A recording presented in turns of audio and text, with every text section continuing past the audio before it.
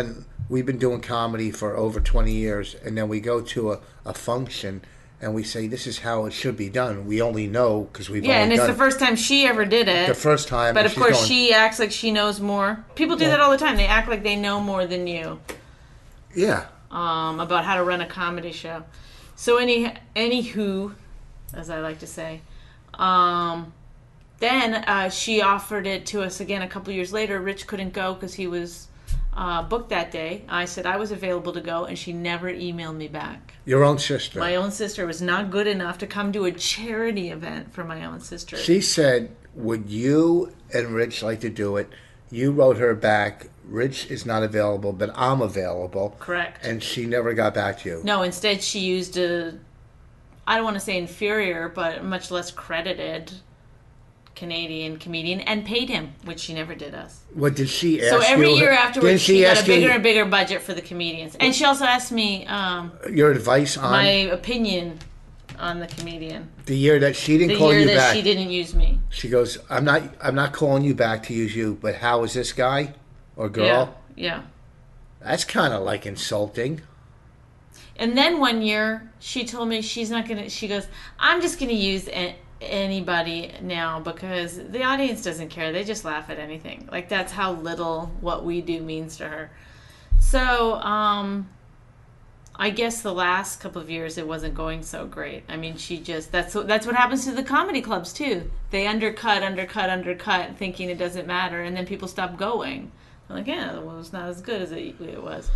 So this year she just wants to bring us back, and because I told her about the Hilton Head golf tournament, she got the idea to do also a celebrity golf tournament as well. Invited Rich and I out for it. So this time I said, and no money, which is fine. It's a charity. We should be going back and doing it as a charity, but no, that's not true because that's not my charity. Like I do a lot of. But you do things for family. I mean, in the email she sent me back after I said we weren't going to do it, she said, "Oh, I thought celebrities." And believe me, she's using celebrities as a cutting term. She goes, "Oh, I thought celebrities would give back to their hometowns." Well, first of all, Cold Lake, Canada is not my hometown. Second of all, she's getting paid her hourly or her salary to put this together. Right. She's getting paid, which she should. She's working. Right. She should get paid. That's her job. Right. My job is to do comedy. Now, when there's some charities I'll do for free. We're doing one tomorrow night, Wednesday night, a free one. Okay? It's in New York. Like I said on the last podcast, it's going to cost us money, but we're doing it. I've done other charity events for free. I've done for the troops, whatever. We could literally book our calendars with charity events. With charity events. Yeah. But the fact is, I would do hers at a minimal amount where, like, say somebody asked me to come up to Canada and travel to Cold Lake 4 hours north of Edmonton to do a show on a Saturday, I would probably say, all right, I want, let's even say I want $4,000. That's what I would probably want for a Saturday.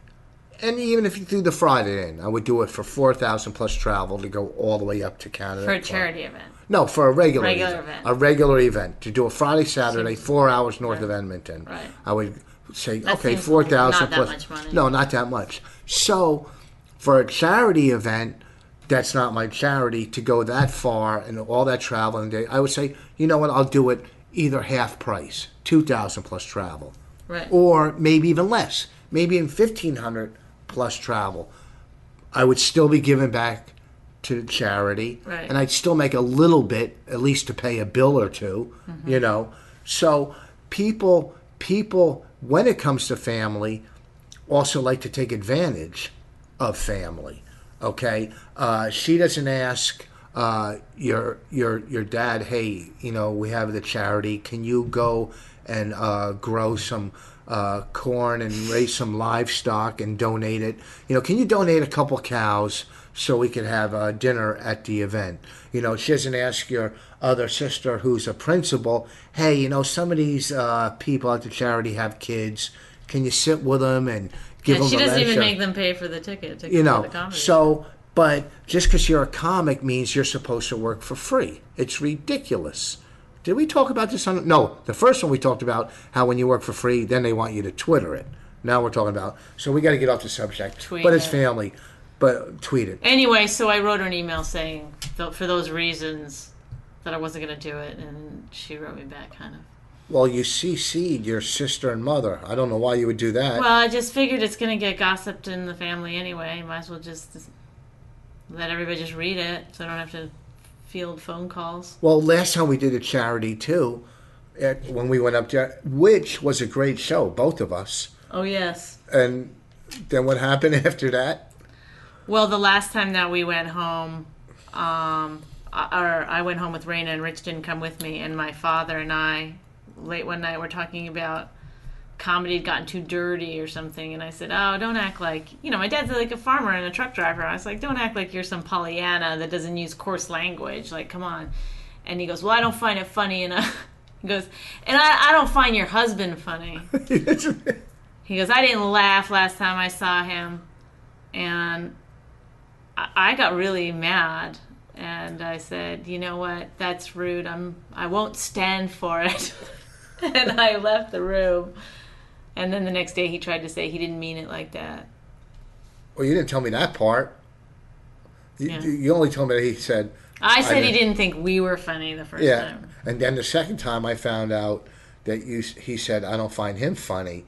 You didn't tell me that he came back with another... Well, he did say this. I said, I go, Dad, that's, you're allowed to have your own opinions, but you don't have to say them to me. That's so rude or whatever. And he goes, why? He probably doesn't think my job is so great. I go, well, he wouldn't go tell Mom that he thought your farming was stupid. I mean... I don't think he's a good farmer. I think his cows don't like him. I think his corn, I'm not going to lie, I think he's growing his corn too close together. We've all said it in our own heads, but you're willing to say it out loud. I think he's trying to get more corn for the size of his property than he should. He's planting it corner to corner. And I think it's affecting the corn because they're so cramped. I don't know a lot about corn, which he might know a lot more about comedy, but I don't know a lot about corn. But really you've seen cornfields before, right? I've seen it, and they're a little spaced a little further than his corn. And I wanted to bring it up to him. You can grow corn pretty tight. You can? Mm-hmm. Well, then other people are not doing it. They are doing it. You walk through a cornfield. That's why people get lost in cornfields. Can't see your way out. Oh, okay. So that's why Children of the Corn was so scary. It's dark in there. The corn's close together. And that concludes our broadcast for today. No, that doesn't conclude it. See how we turned it around? See how we're a good couple? We fight. Well, no. You know what happened is that you knew somehow instinctively the common enemy would bring us closer together. Who, your family? So you knew, you wanted to go, look, bitch, I'm all you've got. No, that's not true. So let's start talking about. We could talk about my crazy family next week, or I like your family. How could you like my family? I don't know, because it's not my family. It doesn't they don't bug me the way that my family. My sister's the worst. I know, my sister, I like her, but she's amusing to me. She's a character. She's the worst. She, when I was young, sold me a car and said a Fiat Spider. It kept breaking down. She's still like that, right? She would sell you anything. She would sell you a piece of junk. A safe, a little dumb safe. She was throwing out. She goes, "Give me $20 for it." 20. She's got a mansion. She's loaded. She has a yacht, and a string of Peloponnes. Okay. A what? Nothing. She has a yacht and a string of Peloponnes. I don't get it. It's from the Honeymooners. It was a reference. Oh my God. I was like, if this is Shakespearean, I'm going to feel so silly. No. Remember when you asked me if Shakespeare wrote Romeo and Juliet? Remember? It was yesterday. It was yesterday. Let me see if I can remember as far back as yesterday. Oh, remember that my time? God. What an did you hour get to ago? in school? 3rd grade or 5th grade? I can't remember. My IQ, I got 141 IQ. I have 141 IQ. Okay. What's your IQ? I don't know. Yes, you do. No, I don't. Come on, what is it? 142. No, it isn't. Yeah, No, it is. no. I said IQ. It's actually 143. Not wait. What's If you okay? really want to know the truth. I didn't want to overtake you by that much.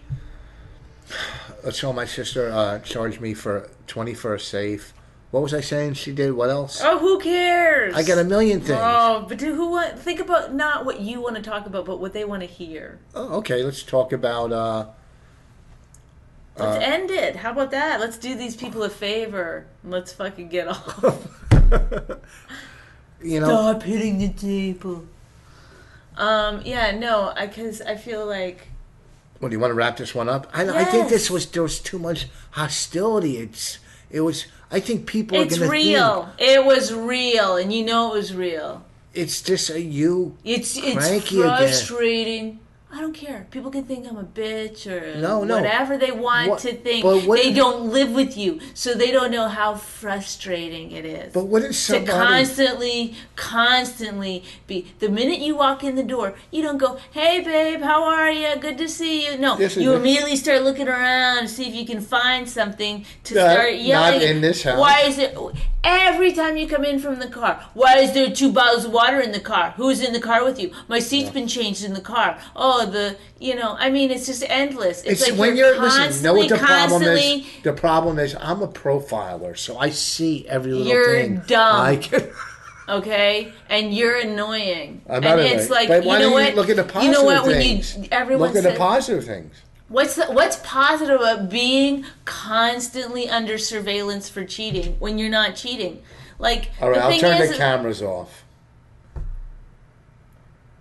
Do you want to be an idiot or you want to learn? What do you want to do? You want to make this a better relationship, or you want to just keep on winning your little whatever it is? I'll turn the camera off then. That's your ad lib, whatever it is. Of course I want us to be happy forever, because... Well, how about just for today, huh? How about just try that? How about an hour? I'll take an hour. 10 minutes. Let's do that. Let's try to see if you can just be a good guy for 10 minutes. Oh, I'm a bad guy now.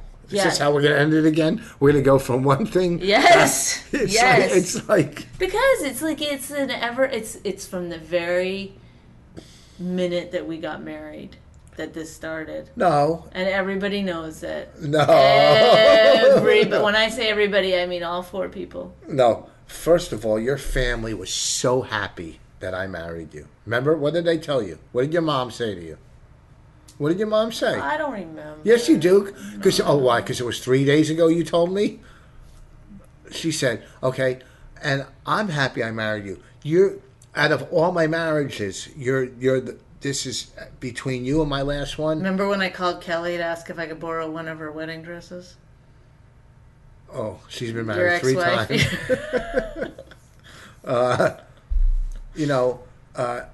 She was a sweet girl. I made some mistakes with her. That's the problem. I made a couple of mistakes. Divorcing her. She was the one. Sometimes I think that, but then I look at you and I go, you're the one. You're my soulmate. No, I'm not. You're my soulmate. No. You're not my soulmate? No. I'm the sole of your shoe.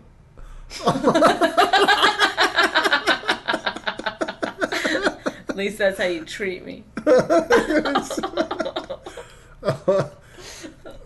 Please end it! All right. I think we can wrap this up. Thank you. What do you think? Why do you milk it? Just end it. How do you end it? What do you say? You say thank you. Thank you. I want to thank both people for listening, and tune in next week when we have more of exactly the same bullshit. Wait, do you when you walked off and came back, when you walked off and went halfway to our bedroom? I went all the way to the bedroom and I laid down on the bed for a minute even. See, I didn't think and I checked my tweets. See? No, I didn't.